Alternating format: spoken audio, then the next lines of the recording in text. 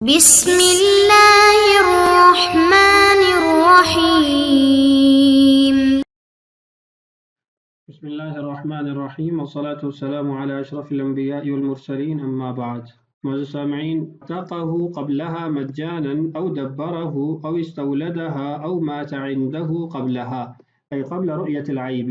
سورة المسائل أنه اعتق المشتري العبد مجانا أو دبره أو استولد المشتراة أو مات المشتري في يد المشتري ثم اطلع على عيب رجع بالنقصان. وإن اعتقه على مال أو قتله أو أكل الطعام كله أو بعضه أو لبس الثوب فتخرق لم يرجع. الحاصل أن الموت لا يبطل الرجوع بنقصان العيب لأنه لا صنع للمشتري فيه، والاعتاق مجانا لا يبطله أيضا استحسانا، والقياس أن يبطله لأن الاعتاق لصنعه فصار كالقتل. وجه الاستحسان أن الاعتاق له شبهان: شبه بالقتل في أنه بصنع المشتري، وشبه بالموت في أن الأصل في الآدمي الحرية فكان الملك مؤقتا إلى زمان العتق فهو عود إلى الحالة الأصلية. فإن كان بعد رؤية العيب اعتبر ذلك الشبهة فلا رجوع له، بخلاف الموت بعد رؤية العيب فإن حق الرجوع فيه ثابت له. وإن كان قبل رؤية العيب اعتبر هذه الشبهة حتى يكون له فيه حق الرجوع. وأما المسائل الأخرى فلا رجوع بالنقصان فيها. وإن شرى بيضا أو بطيخا أو قساء أو خيارا أو جوزا فكسر فوجد فاسدا فله نقصانه في المنتفع به وكل ثمنه في غيره. یہ ہے آج کے ہمارے سبق کی عبارت. اس عبارت کے اندر جو سب سے پہلا مسئلہ ہے وہ سابقہ مسئلے کی ہی ایک جزئی ہے. پچھلے مسئلے کے اندر ہم نے یہ پڑھا تھا کہ جب مشتری مبیع کو حبس کر لے، روک لے، کوئی ایسا عمل اس سے ہو جائے جس سے اب مبیع وہ واپس نہیں کر سکتا، مثلا اس کی ملک سے نکل گیا، تو اب اس صورت کے اندر وہ نقصان کا تاوان بھی نہیں لے سکتا، نقصان کا ضمان بھی نہیں لے سکتا. مصنف رحمہ اللہ نے یہاں پر کچھ ایسی چیزیں ذکر کی ہیں جس میں مشتری کی طرف سے حبس پایا جا رہا ہے اور پھر وہ نقصان کا، تاوان کا جو حقدار ہے نہیں بنتا. لیکن کچھ صورتیں ایسی بھی ہیں جس کے اندر باوجود اس کے کہ اس کی طرف سے ایسا عمل ہے کہ اس کی ملک سے وہ چیز نکل گئی ہے، پھر بھی وہ تاوان اور ضمان لے سکتا ہے. تو پہلا مسئلہ دیکھیے، فرماتے ہیں او اعتقہ قبلها مجانا، اور ایسے ہی اگر وہ آزاد کر دیتا ہے عیب کو دیکھنے سے پہلے مفت میں، یعنی اس نے غلام خریدا، آزاد کر دیا، تبرعاً کسی قسم کا معاوضہ نہ لیا، مکاتب نہ بنایا، اعتاق علی المال نہیں ہوئی، اس نے اس کو آزاد کر دیا مفت میں. بعد میں پتہ چلا کہ اس غلام کے اندر تو فلاں عیب تھا. او دبرہ، یا پھر اس کو مدبر بنا دیا. او استولدہا، یا اس سے وطی کیا اور وہ ام ولد بن گئی، یعنی باندھی تھی وہ ام ولد بن گئی. او مات عندہ قبلہا، یا غلام اور باندھی میں سے کوئی ایک وہ مر گیا. ان تمام امور کا وجود قبل رؤیت العیب، اس کے عیب دیکھنے سے پہلے تھا، اس کو عیب معلوم نہیں تھا. بعد میں پتہ چلا کہ یہ تو جو ہے اس کے اندر یہ عیب تھا، فلاں عیب تھا. تو اب کیا ہوگا؟ رجع بالنقصان. ان امور کے اندر اگرچہ اس کی طرف سے حبس للمبیع پایا جا رہا ہے، لیکن پھر بھی اس کو نقصان وہ لے سکتا ہے، وہ اس کا حقدار ہے کہ اس کو ضمان دلوایا جائے. اس کی وجہ کیا ہے؟ شارح رحمہ اللہ آگے خود ہی اس کو ذکر کریں گے، وہاں اس کی تفصیلات دیکھیں گے. یہاں عبارت کا ترجمہ دیکھیے، ای قبل رؤیت العیب،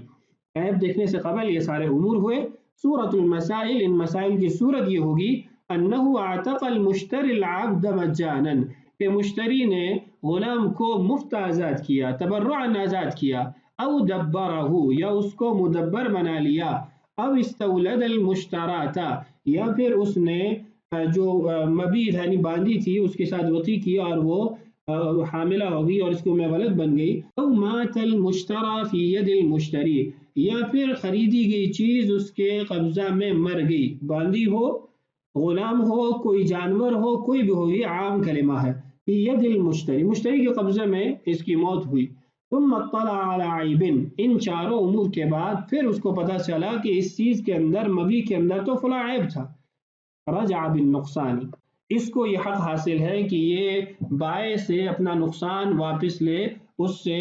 جو کمی لازم آئی تھی وہ وصول کرے۔ کیسے کمی کا اندازہ کیا جائے گا؟ پہلے بھی بتایا تھا کہ جو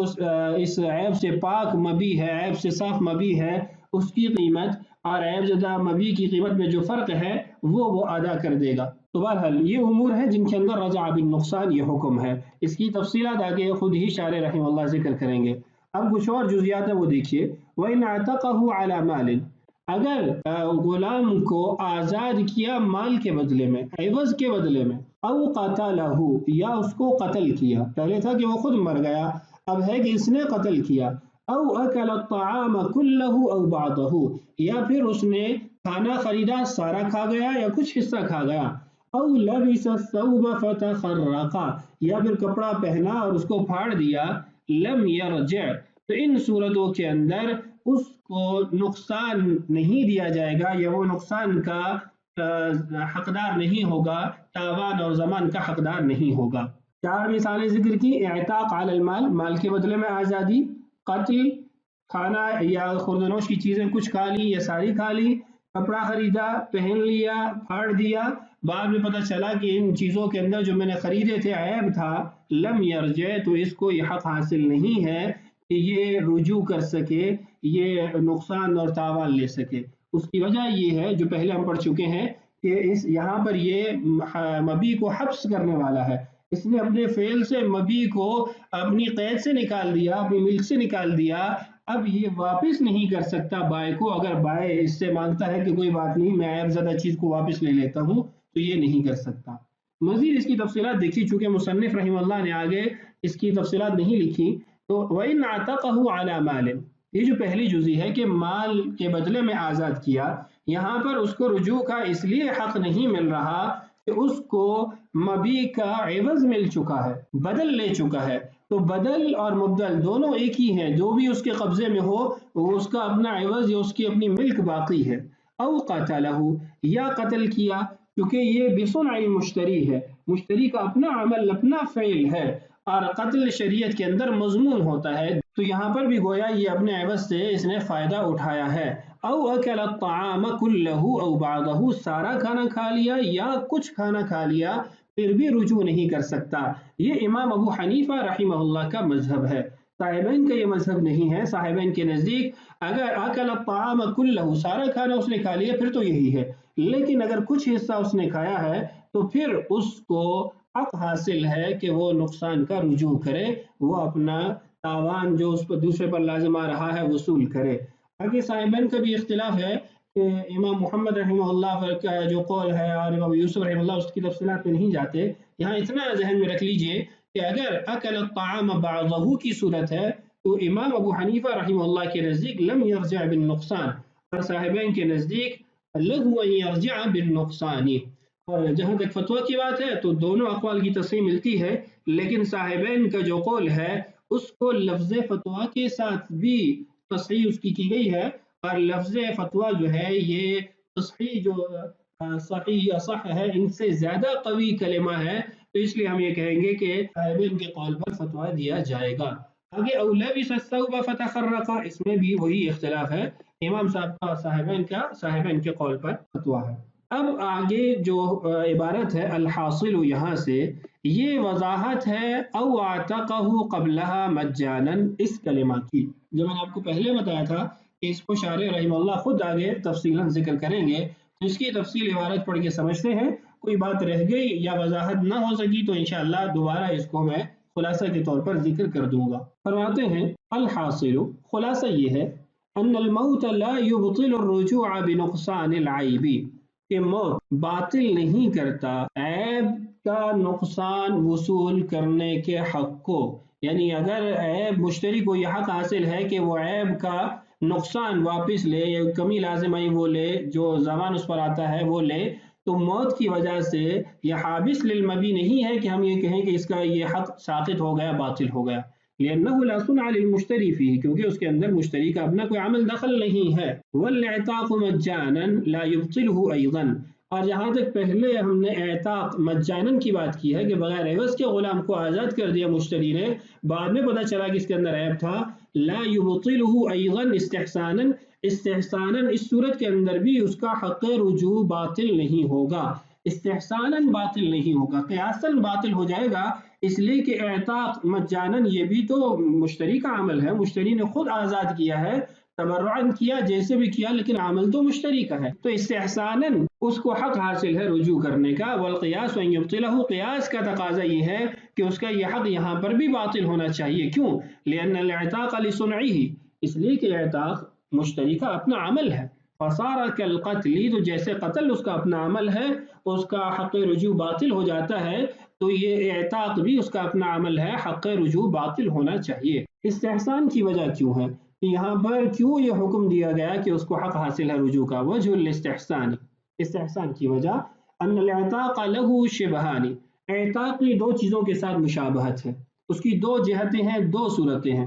شبہ بالقتل، ایک اعتبار سے وہ قتل کے مشابہ ہے، فی انہ بصنع المشتری، کہ قتل بھی مشتری کا عمل ہے اور اعتاق بھی مشتری کا عمل ہے، تو اس اعتبار سے تو اعتاق قتل کے ساتھ مشابہت رکھتا ہے، اس کا پھر تقاضا یہ ہے کہ اس کو یہ حق حاصل نہیں ہونا چاہیے۔ وشبہ بالموت، دوسرا اس کی مشابہت جو ہے وہ موت کے ساتھ ہے، موت کے ساتھ مشابہت ہونے کا کیا مطلب ہے؟ فی ان الاصل فی الآدمی الحریہ، انسان کی اصل وہ آزادی ہے، انسان کی اصل یہ ہے، اس کی فطرت یہ ہے کہ وہ آزاد ہے، اللہ تعالیٰ نے اس کو آزاد پیدا کیا ہے، فَكَانَ الْمِلْكُ مُؤَقَّتًا إِلَى زَمَانِ الْعِتْقِ، تو جو وہ مملوک بنا ہے، کسی کی ملک میں داخل ہوا ہے، مبی بنا ہے، وہ موقت ہے، کچھ وقت کے لیے ہے، عتق کے زمانے تک کے لیے کہ اس کو آزاد کر دیا جائے، اس لیے کہ اصل تو اس میں آزادی ہے، عارضی طور پر اس کو غلام بنایا گیا، اور یہ غلامی بھی اس وقت تک قائم رہے گی جب تک اس کو آزاد نہیں کیا جاتا، فَهُوَ عَوْدٌ إِلَى الْحَالَةِ الْأَصْلِيَّةِ، تو یہ آزادی اس کی اصل حالت کی طرف لوٹنا ہے، اصل حالت کی طرف آنا ہے، تو دو اس کی مشابہتیں ہوگی، شبہ بالموت و شبہ بالقتل، شبہ بالقتل کو دیکھیں تو اس کا حق رجوع ساقط ہونا چاہیے، شبہ بالموت کو دیکھیں تو اس کا حق رجوع ساقط نہیں ہونا چاہیے، تو اب ان دونوں شبہات کا، دونوں وجوہات کا، مشابہت کا اعتبار کریں گے، فَإِنْ كَانَ بَعْدَ رُؤْيَةِ الْعَيْبِ، اگر عیب کو دیکھنے کے بعد اعتاق مجانن کی ہے، اعتبر ذلك الشبہ، تو قتل کا جو شبہ ہے اس کا اعتبار کر لیا جائے، فلا رجوع له، تو اس کو رجوع کا حق نہیں دینا چاہیے، اس کو نقصان وصولی کا حقدار نہیں بنانا چاہیے۔ بخلاف الموت بعد رؤیت العیب، برخلاف موت کے کہ عیب دیکھنے کے بعد وہ ثابت ہو، فإن حق الرجوع فيه ثابت له، اس لیے کہ اس صورت کے اندر اس کے لیے یہ حق رجوع ثابت ہے، مشتری پھر بھی وصول کر سکتا ہے، یعنی آپ یوں کہہ سکتے ہیں کہ موت کے معاملے میں قبل رؤیت العیب، بعد رؤیت العیب، دونوں چیزیں برابر ہیں، ہاں بعد رؤیت العیب اتنا زمانہ نہ گزرے کہ جس کے اندر اس کے لیے واپس کرنا ممکن تھا، وَإِنْ كَانَ قَبْلَ رُؤْيَةِ الْعَيْبِ، اور اگر اعتاق آزاد کرنا عیب کے دیکھنے سے پہلے ہے، اعتبر هذه الشبهة، تو موت کے شبہے کا اعتبار کیا جائے گا، حتى يكون له فيه حق الرجوع، تاکہ اس کو رجوع کا حق دیا جا سکے، اس کا جو نقصان ہوا وہ اس کو وصول ہو سکے۔ وَأَمَّا الْمَسَائِلُ الْأُخَرَ فَلَا رُجُوعَ بِالنُّقْصَانِ فِيهَا، دیگر جو مسائل ہیں، دیگر مسائل سے قتل مراد ہے، کھانے کا کچھ حصہ یا زیادہ کھانے کا حصہ وہ مراد ہے، فَلَا رُجُوعَ بِالنُّقْصَانِ فِيهَا، تو اس کے اندر اس کو یہ حق حاصل نہیں ہوگا کہ وہ اپنے تاوان کو وصول کر سکے یا جو اس کا نقصان ہوا اس کا بدل وصول کر سکے۔ اس کے بعد ان مسائل کو بیان کیا کہ جن کے اندر مبی کو توڑنے کے بعد معلوم ہوتا ہے کہ یہ تو عیب دار ہے، یعنی آپ اس کو باہر سے نہیں دیکھ سکتے کہ عیب دار ہے یا نہیں ہے، توڑیں گے کاٹیں گے تو پتہ چلے گا کہ عیب دار ہے یا نہیں ہے۔ فرماتے اگر ایسی صورت ہے تو اگر تو مکمل طور پر وہ اندر سے خراب ہے، بالکل اس سے انتفاع نہیں کیا جا سکتا، قابل انتفاع ہی نہیں ہے، تو اس صورت کے اندر تو وہ مکمل ثمن کا مستحق ٹھہرے گا، اور اگر قابل انتفاع ہے تو پھر قابل انتفاع ہونے کی جو قیمت ہے اس کو نکال دیا جائے گا، اور جو زائد قیمت ہے یعنی صحیح مبی کی جو قیمت ہے اور یہ جو کمی والا نقصان والا عیب والا مبی ہے اس کی جو قیمت ہے، ان دونوں کے درمیان جو قیمت کا فرق ہے وہ ادا کیا جائے گا، یعنی اس کا جتنا نقصان بنتا ہے وہ اس کو دیا جائے گا۔ عبارت دیکھیے، وَإِنْ شَرَى بِيضًا، ایک آدمی نے انڈے خریدے، او بطیخن یا اس نے خربوزہ خریدا، او قصاً تر خریدی، او خیارن کھیرا خریدا، او جوزن یا اخروٹ خریدے۔ فکسرا اس نے توڑا یا چھیلا کاٹا، فوجد فاسدن تو اس نے دیکھا یہ تو خراب ہے، فلہ نقصانہ فی المنتفع بہ تو اگر اس سے کسی صورت میں نفع اٹھایا جا سکتا ہے تو اس نفع والی صورت میں اس کو نقصان ہی ملے گا، مکمل قیمت نہیں ملے گی۔ وَكُلُّ ثَمَنِهِ فِي غَيْرِهِ ای وَلَهُ كُلُّ ثَمَنِهِ فِي غَيْرِهِ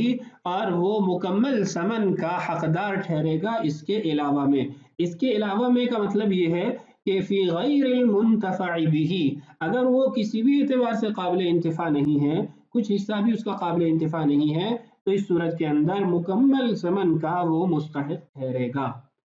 تو یہ تھا آج کا ہمارا سبق، بقیہ مسائل انشاءاللہ آنے والی ویڈیوز میں پڑھیں گے۔ اللہ تعالیٰ سے دعا ہے اللہ تعالیٰ ہمارے لیے اس بات کی تکمیل آسان فرمائے، اللہ تعالیٰ ہم سب کا حامی و ناصر ہو۔ السلام علیکم ورحمۃ اللہ وبرکاتہ۔